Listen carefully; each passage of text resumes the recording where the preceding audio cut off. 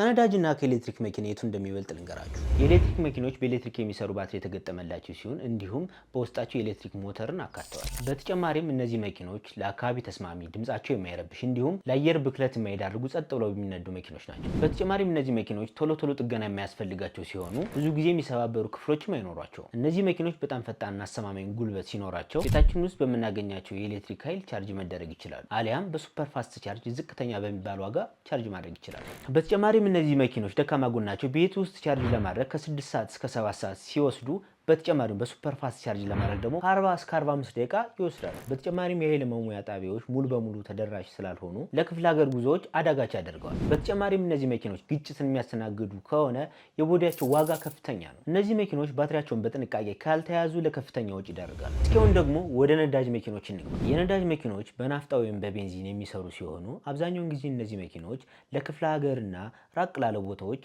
ተመራጭ የሚሆኑ መኪኖች ናቸው። በተጨማሪም እነዚህ መኪኖች ነዳጅ ለመሙላት ከ5 ደቂቃ በላይ የማይፈጁ ሲሆኑ ጊዜያችንን ይቆጥቡልናል። የርቀት መንገዶችን በምናደርግበት ጊዜ ነዳጅ ቢያልቅብን ብዙ የነዳጅ ማደያዎች ስላሉ መንገዳችን ያለ ሀሳብ እንድንጓዝ ያደርገናል። እነዚህ መኪኖች በከፍተኛ ፍጥነታቸውና ጉልበታቸው አይታሙም።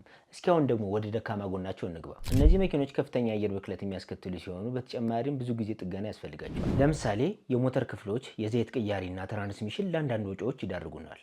በተጨማሪም የነዳጅ ዋጋ እየጨመረ ነው። ይህም ወጪ ቀላል የሚባል ወጪ አይደለም። ታዲያ ከሁለቱ መኪኖች የትኛው ይሻላል ብላችሁ ታምናላችሁ? እስኪ መልሳችሁን ኮሜንት ላይ ያስቀምጡልኝ።